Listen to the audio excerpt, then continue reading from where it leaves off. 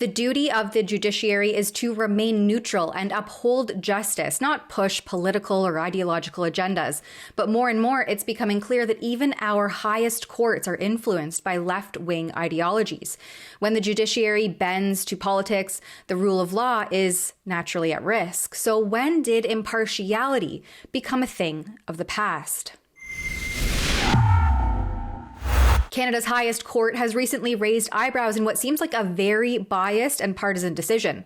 The Supreme Court of Canada announced at the end of February that it would be focusing its communication efforts on platforms other than X and invited subscribers to follow them on LinkedIn, Facebook, Instagram, and YouTube accounts to continue receiving updates before thanking Canadians for their support. Now, there are a few things that are odd about this, including the fact that the Supreme Court of Canada doesn't actually have any subscribers on X, and Canadians aren't supposed to support them, but rather the Supreme Court is comprised of individuals employed by the Canadian people, with the responsibility to remain neutral and impartial, upholding the law regardless of political influence or popular opinion. Their duty is to serve the interests of justice, not to seek validation or support from any particular group on any particular platform.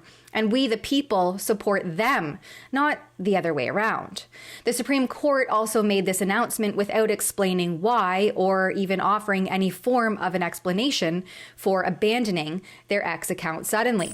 When they were contacted by Rupa Subramanya from the Free Press, the official response was that the decision was based on strategic priorities and resource allocation, that they are focusing on platforms that allow them to best serve the public and provide relevant information about the court's work within their apparently limited resources.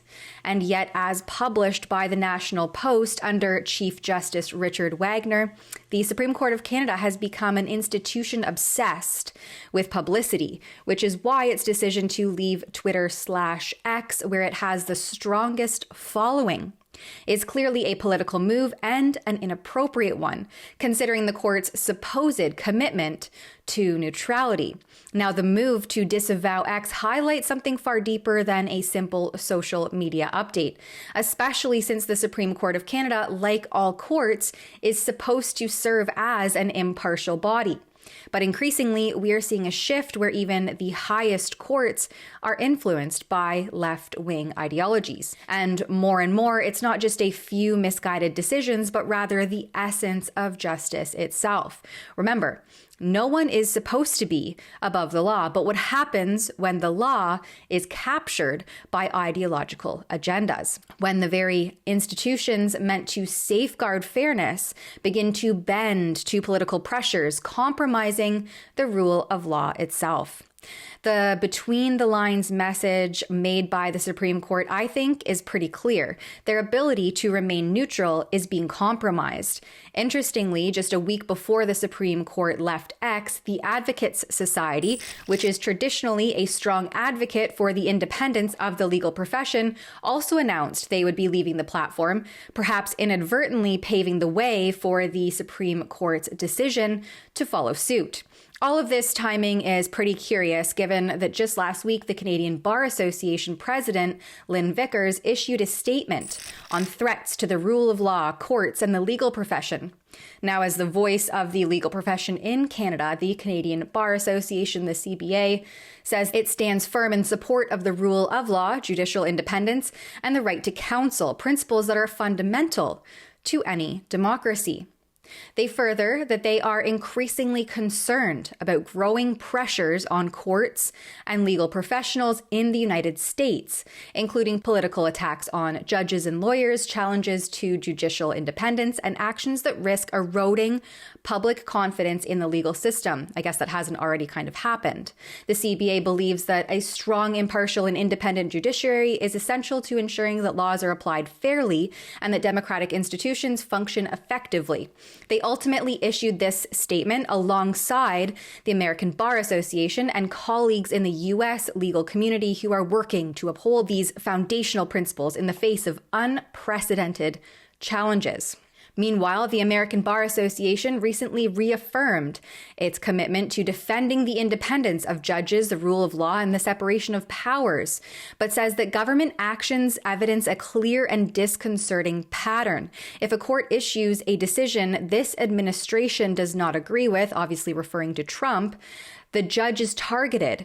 If a lawyer represents parties in a dispute with the administration, or if a lawyer represents parties the administration does not like, lawyers are targeted. This is undoubtedly in relation to Doge leader Elon Musk, who said at the end of February that corrupt judges should be impeached and removed, going so far as to say that the United States has a tyranny of the judiciary, following a series of court rulings that have paused or blocked some of President Donald Trump's executive orders. Many that have included slashing wasteful government spending and deporting illegal immigrants. If any judge anywhere can block every presidential order everywhere, we do not have a democracy. We have tyranny of the judiciary, Musk posted to his platform, X. And I don't remember any U.S. court coming out against violent militant groups like Antifa, especially during very public hearings regarding one independent journalist, Andy No, versus various Antifa members and organizations after he faced numerous violent attacks dating back to 2019 in Portland, Oregon, some of which left him hospitalized. During one of the cases, defense lawyer Michelle Burrows for Antifa openly told the courts, "I am Antifa." And while doxing and safety concerns were explicitly expressed throughout the trial, she also told jurors in what appeared to be a thinly veiled threat that she would remember each one of their faces. The silence on violent groups like Antifa and the growing influence of political agendas within once respected institutions like the ABA and the CBA signal a concerning erosion of judicial impartiality. It reminds me of the time Canada's Chief Justice disavowed objectivity and impartiality by publicly aligning himself with the safe and effective Big Pharma mantra when he publicly announced a COVID-19 vaccine mandate in the Supreme Court, thus undermining the court's role as an impartial defender of justice. If the rule of law and justice continue on this path without intervention, the judiciary, designed to protect our rights, risks being swayed to the point of no return by the very ideologies that seek to divide us. For Rebel News, I'm Tamara Ugolini. It's becoming pretty clear that Canada could use a Department of Government Efficiency right about now.